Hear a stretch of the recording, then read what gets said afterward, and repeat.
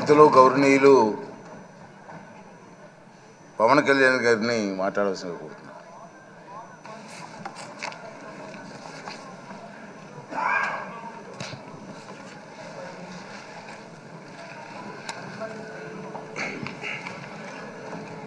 పదహారవ శాసనసభకి ఏకగ్రీవంగా ఎన్నికైన సభాపతి శ్రీ చింతకాల అయ్యన్ పాత్రుడు గారికి హృదయపూర్వక నమస్కారాలు, మీకు శుభాకాంక్షలు.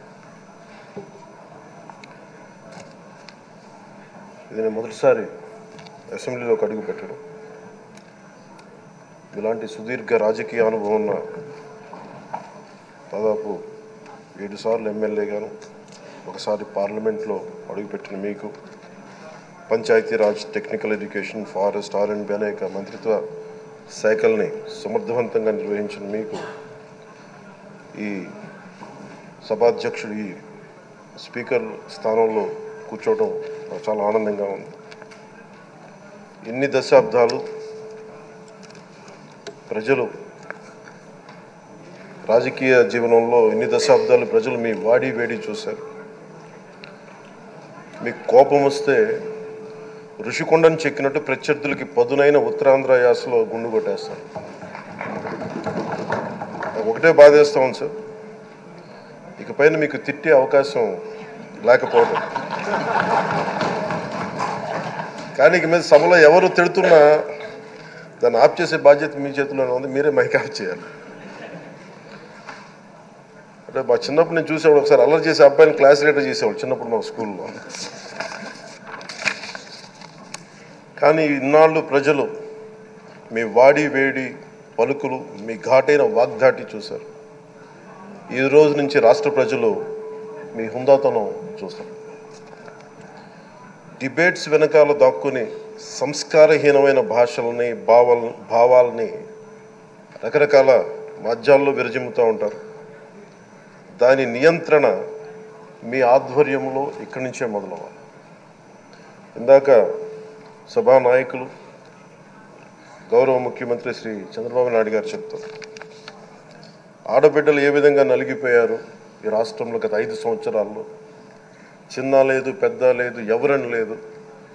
ఎవరన్నా సరే ఒక మాట మాట్లాడితే వాళ్ళని వ్యక్తిగతంగా దూషణ, సోషల్ మీడియాలో వాళ్ళని క్యారెక్టర్ అసాసినేట్ చేయటం, వాళ్ళు పెద్ద నాయకులు కావచ్చు, కార్యకర్తలు కావచ్చు, లేదా వాళ్ళకి ఎదురు తిరిగి ఒక ఒపీనియన్ చెప్పి ఎవరైనా సగటు మనిషి కూడా కావచ్చు, అది ఇక్కడతో ఈ రోజు నుంచి ఆగిపోవాలి అధ్యక్ష.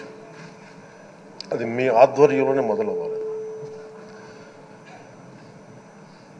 గత ప్రభుత్వం తాలూకు సభ జరిగిన విధానం చూస్తే ఈ వ్యక్తిగత దూషణ ఇవన్నీ చాలా ఇబ్బంది పెట్టే ప్రజలు. ఈ రోజున వాళ్ళకి 11 సీట్లకు పరిమితం అయ్యారు, ఈరోజు లేరు, ధైర్యం లేదు వాళ్ళకి. విజయాన్ని తీసుకోగలిగారు కానీ ఓటమిని కూడా ధైర్యంగా కూర్చుకునే వాళ్ళకి స్థాయి లేదు, వాళ్ళకి పారిపోయారు ఇక్కడి నుంచి.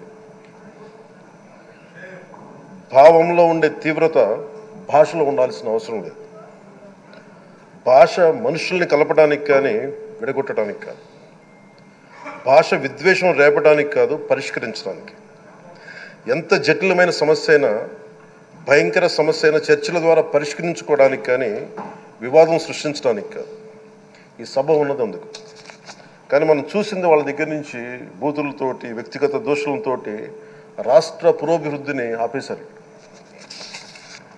అలాంటి సభ కాకుండా ఇందాక మన పెద్దలు శ్రీ గౌరవ ముఖ్యమంత్రి చంద్రబాబు గారు చెప్పినట్టుగా ఇది భవిష్యత్తుకి ఇది ఒక ప్రమాణం అవ్వాలి. 2047 వరకు ఇంత అద్భుతమైన స్థానంలో మనకి ఆంధ్రప్రదేశ్ తెలుగు జాతి ఉన్నత స్థాయికి వెళ్ళాలంటే ఈరోజు మనం వేసే ప్రతి అడుగు అది భవిష్యత్ తరాలకు ఒక నిర్దేశక ఒక టచ్ స్టోన్గా ఉండిపోవాలి, ఒక గిట్ రాయిగా ఉండిపోవాలి.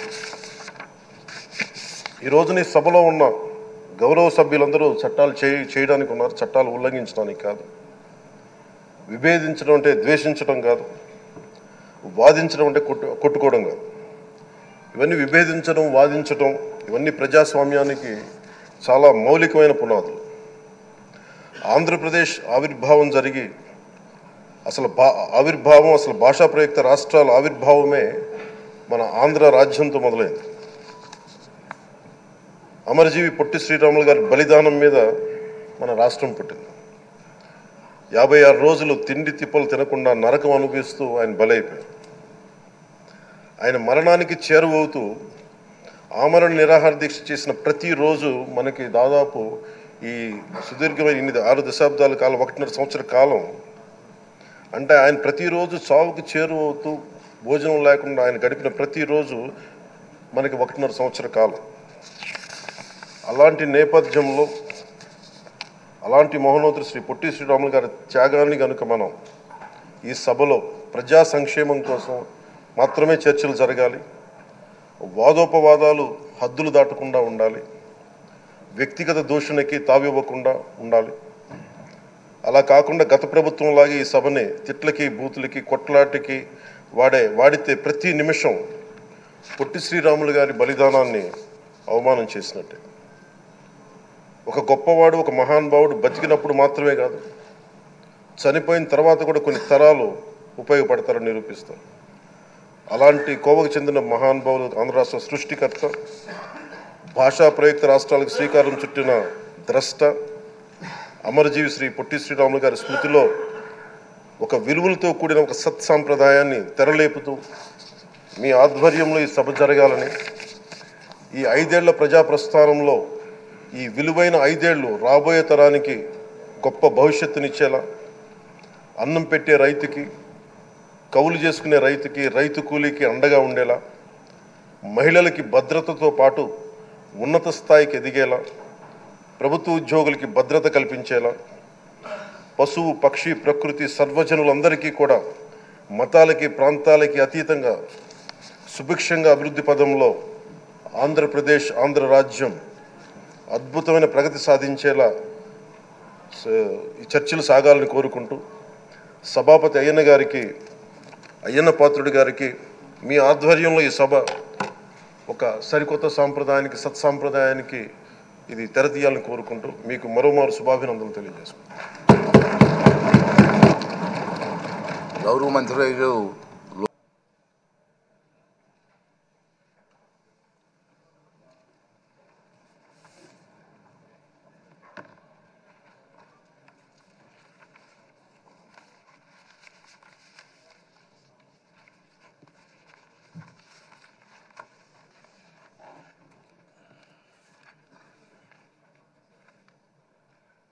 ఆంధ్రప్రదేశ్ శాసనసభ కార్యవిధాన కార్యక్రమ నిర్వహణ నియమావళిలోని 7వ నియమమును అనుసరించి సభాపతి పదవికి సక్రమంగా నామనిర్దేశం చేయబడిన సభ్యుల పేర్లను, ప్రతిపాదకుల పేర్లను సభకు నేను తెలియపరుస్తా ఉన్నాను. 1 చింతకాయల అయ్యన్న పాత్రుడు. ప్రతిపాదకున్న పేరు శ్రీ కొణిదెల పవన్ కళ్యాణ్ గారు. 2 శ్రీ చింతకాయల అయ్యన్న పాత్రుడు గారు. ప్రతిపాదకున్న పేరు శ్రీ నారా లోకేష్ గారు. 3 శ్రీ చింతకాయల అయ్యన్న పాత్రుడు గారు శ్రీ సత్యకుమార్ యాదవ్ గారు. సక్రమంగా నామనిర్దేశం చేయబడిన అభ్యర్థి శ్రీ చింతకాయల అయ్యన్న పాత్రుడు గారు ఒక్కరే అయినందున సభాపతి పదవికి శ్రీ చింతకాయల అయ్యన్న పాత్రుడు గారు ఏకగ్రీవంగా ఎన్నుకోబడినట్లు ప్రకటిస్తున్నాను. శ్రీ చింతకాయల అయ్యన్న పాత్రుడు గారికి నా హృదయపూర్వక అభినందనలు తెలియజేస్తా ఉన్నాను. నా హృదయపూర్వక అభినందనలు అందజేయచ్చు సభాపతి స్థానమును అలంకరించవలసిందిగా వారిని కోరుతున్నాను. శ్రీ చింతకాయల అయ్యన్న పాత్రుడు గారిని సభాపతి స్థానమునకు తీసుకురావాల్సిందిగా సభానాయకుడిని మరియు ఇతర పార్టీల నాయకులను కోరుతున్నాను. ఇది నాకు ఇచ్చేది.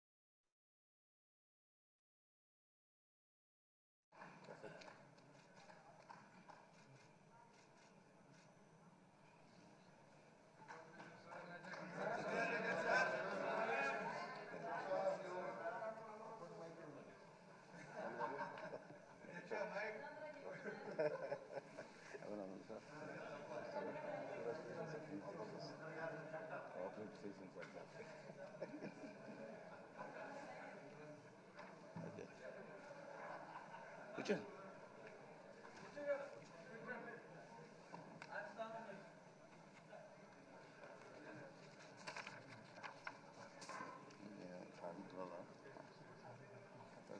చెప్పండి.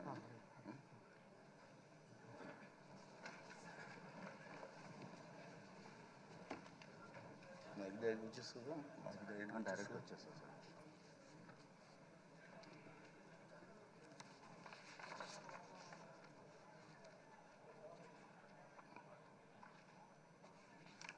అందరికీ నమస్కారం అండి. ఇప్పుడు ముందుగా సభను ఉద్దేశించి మన నాయకులు సభానాయకులు నారా చంద్రబాబు నాయుడు గారిని మాట్లాడవలసింది.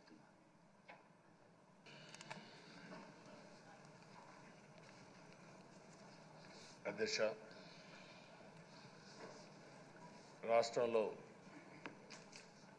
రాష్ట్రంలోనే కాదు తెలుగు రాష్ట్రాల్లో